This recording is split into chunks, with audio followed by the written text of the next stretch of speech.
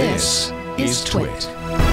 Unicode announced the beta version of next year's emoji list, and it includes the list of draft candidates, including man and woman superhero, man and woman supervillain, and the aforementioned party face, as well as woozy face, which comes shortly after party face. Yes. Joining us to talk about what this means is Jeremy Burge from Emojipedia. Welcome to the show, Jeremy. Hello. Hello, everybody. Happy new emoji list. Nearly. I don't want to jump the gun on that. Right. So in past years, how many of the emoji on the beta list became a reality? In other words, how excited should I be getting about the woman supervillain emoji? It's pretty high odds. In the last few years, you know what happens? Every year, the protocol has changed a tiny bit, but you're looking at 90%, 95% or so of by the time we're at this stage, the majority will get through. Maybe one or two will be bumped, maybe a couple will be added, but we're pretty close. So this is Emoji 11.0, but the last release was 5.0. What happened to everything in between? So Unicode has the Unicode standard, which has existed for 25 years, and there's Unicode 1, Unicode 2, and then this emoji standard sat next to it, and that's been Emoji 1, and they've been out of sync. So the last one was Emoji 5, and that's synced with Unicode 10, and I think Unicode just went, look, everybody, it's very confusing. Let's just sync it up so that Emoji 11 comes out at the same time as Unicode 11. And incidentally, Emoji 11 relies on the Unicode release anyway, so yeah, it's more a simplicity thing than a Windows jumping, all their version numbers across.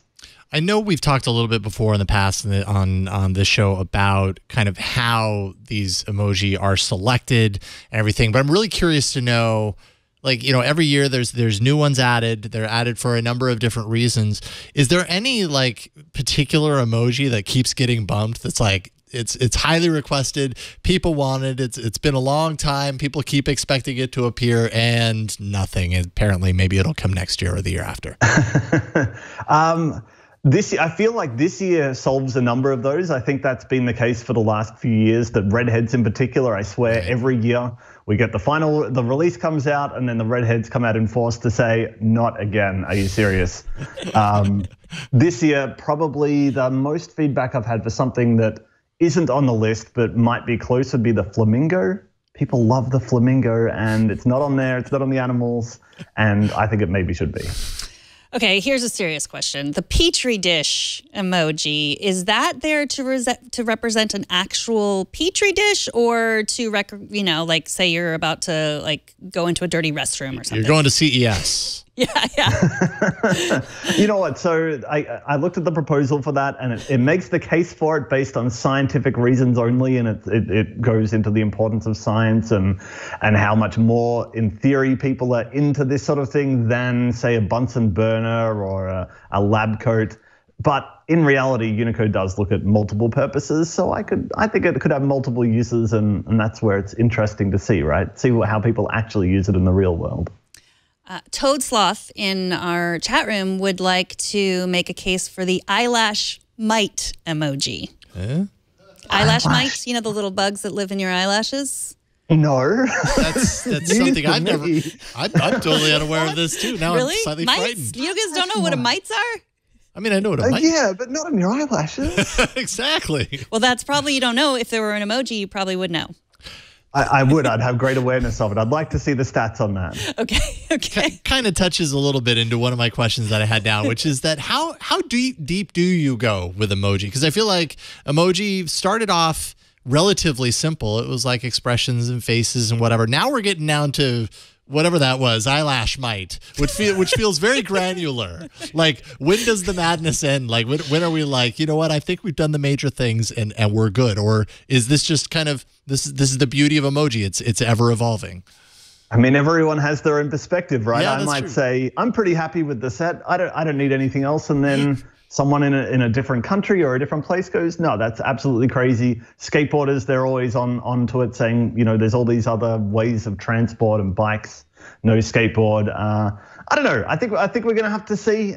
You get a lot of requests for different dog and cat breeds, and I think that starts getting a bit much, to be honest. So I'm pretty happy with the current list, if I'm completely honest. But, you know, every year you see more things come through that you go, oh, actually, that would be kind of helpful. I like the thread. You saw there was a spool of thread there that you could use on Twitter and or for knitting. There's a knitting needle and there's a thread for sewing. So I think, you know, I like that type of thing. It's multiple purposes, right? That makes sense. The other image on your piece is about the glyphs that can be represented each way. They could flip. And that's getting a lot of attention, and I'm not sure why. Can you talk a little bit about that?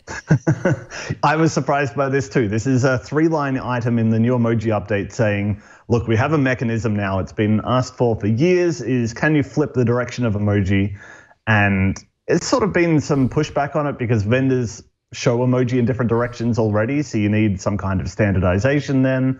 And people seem, yeah, I think you're right. I'm seeing way more people saying that's amazing. I'd love to change the direction of the car or the bike than a lot of things. And so far what's happened is it's in the spec. There's a recommended way to do it, but there's no particular emojis that have been selected to flip. It wouldn't happen to everything automatically. We'd need to say these 5 or these 50 can change direction. So I think we're gonna have to wait and see if any or if they do, which ones make it in the cut for this year. There's always an issue also with how different operating systems or different apps represent different emojis. We saw there the water gun, which is just the gun emoji, and it looks like a regular gun in some operating systems. Apple has it look like a water gun, and that can be that can cause some issues. Is there anything in this new list that you see causing controversy like those? You know, so Unicode tends to be fairly hands-off when it comes to how you implement an emoji. Yes, we've got the sample images. They do make a stronger recommendation in this release that the base character for each person should be gender neutral, which has always been listed there, but there's a bit more language around it to say that often there are 3 characters for everything. There's 3 different versions of the police officer, but most vendors draw the neutral one as male or female. So I think that's the closest thing they've got to recommending a specific appearance. Everything else, they're just going, go for it, guys. It's your domain. If you want to have a water pistol and you want to have a gun, fight it out amongst yourselves and let the market decide, I guess. I feel like the last couple of years has been very driven by this push towards artificial intelligence and the fact that, you know, machine learning and neural networks and all this stuff can solve complexities of computing and or, you know, take some of the pain points out of it. Do you ever see emoji moving in that way? Because I guess as the emoji library gets more and more detailed and, like we were saying earlier, kind of granular in the things that are represented, I almost envision a future where instead of there being an actual list that is cleared, it's just basically I'm typing and whatever I want a symbol for, I can get it. AI can provide it for me. Do you ever see that happening? Some kind of change to the architecture to make it more of an automatically generated sort of thing? Yeah, I mean, that seems like it should be a logical extension, right? I don't know whether we're talking 5 years or 20 years. Right. Unicode, they do say in their documents, they've said for such a long time, our long-term goal is to make emoji completely customizable, but I really struggle to see exactly how that would happen, and I wonder whether it will.